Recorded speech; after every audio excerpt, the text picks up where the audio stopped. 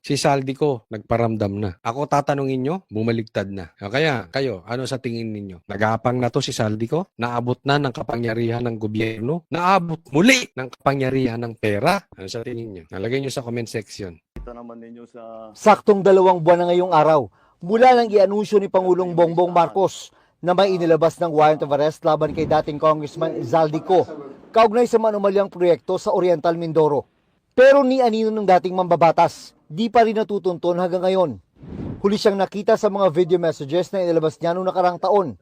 Ito, okay? Paalala ko lang sa inyo. Ang huling, di ba sunod-sunod itong mga videos, pinapakalat o nilabas na pasabog nitong si Saldico. Di ba sunod-sunod yan. Tapos, nagsalita si Presidente na sabi niya, binablackmail daw siya ni Saldico na huwag kanselahin yung passport niya, titigil siya. Ang sabi ng Presidente nyo, hindi siya pumayag doon sa kondisyon, sa blackmail ni Saldico. Na ako naman, personally, hindi ako naniniwala. Iba blackmail mo, Presidente. Pero after noon, yun na ang huling video ni Saldico. Naglaho na siya. So maraming haka-haka. Ano to? Naabot na ng gobyerno, patay na, nagkasakit, kinulong, hawak na ni tambaluslos. Kasi, di ba, yun naman sinasabi niya. Ayaw siyang pauwiin, wag na daw siyang umuwi, dyan na lang siya at bahala na sila. Kaya lang siya nagsalita dahil napansin niya nung hindi siya pinauwi, ginawa siyang fall guy. Na ngayon naman ay ginagawa siyang fall guy din. Pero simula nun, wala na.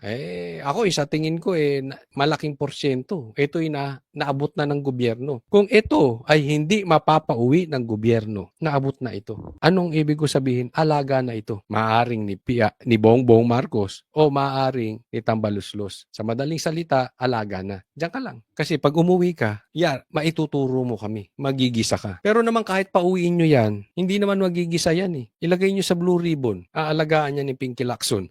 Pero ngayon, sabi ni Interior Secretary John Vic Rimulya, nagpaparamdam na raw ito. Meron na siyang feelers na through sa mga ibang pare na kilala niya. Sabi ni Secretary John Vic Rimulya, ang feelers mula kay Zaldico ay ipinarating na isang grupo ng mga pari sa kanyang kapatid na si Ombudsman Jesus Crispin Rimulya. Tanong, bakit sa pari? Anong palabas yan? Pero hindi naman daw ito para sa posibleng pagsuko ng dating mambabatas. Parang nagpapakonect na gustong ng dialogue sa amin. So, pero Ano yung parang lang? Parang? Hindi ka sure? Sabi niya parang eh. of course, that's not verified. Parang nagsabi pa lang, sinabi ng kaibigan na pinaparating.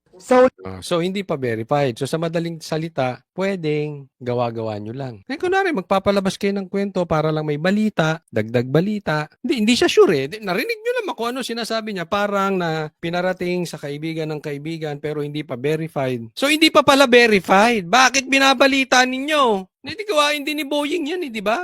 Yan ang gawain niya kay Bantag. Mahuhuli na daw, mahuhuli na, malapit na mahuli na, tuntun na. Hanggang ngayon, laya pa rin si Bantag. Ganyan din ang ginawa kay Tebes, mauuwi na, ilang beses na udlot. Diba? Hanggang sa kaduluduluhan na lang. Ano ibig sabihin? Mahilig sila. May Mr. Announcement. Pero wala namang nangyayari talaga. Or bago mangyari, katulad nung kay Tebes, ang tagal. O yan, announce kayo ng announce. Pati yung kay Bato, in-announce nyo may warrant na. Hindi ko alam kung nananakot itong mga to, gumagawa lang ng kwento. Yung nagaya niya rin yung, hindi ko alam, sino ba matanda sa kanila ni Boying? Nagaya niya rin eh. Nag-a-announce din. Pero parang. Nag-a-announce sa media ng parang. Nag-a-announce sa media ng hindi pa verified. Parating. Sa huling monitoring, nasa Portugal daw nagtatago ang dating mambabatas. Why? Nasa Portugal daw, Bongbong Marcos. Puntahan mo doon. Oh, bakit? Nasa Portugal daw. Maraming ano doon. Puntahan mo para mahuli mo. Bongbong. Ikaw na mismo. Na itinuturing na isa sa mga pangunahing personalidad sa mga manumalyang flood control project. May hawak daw itong Portuguese passport kaya hindi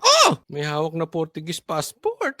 Puntahan mo, Bongbong, maraming Portuguese doon. Ay, syempre, gago ka, Kotsoli. Portugal eh. Eh, di maraming Portuguese. Portuguese ka, Kotsoli. Ano man yung mga pinagsasabi mo?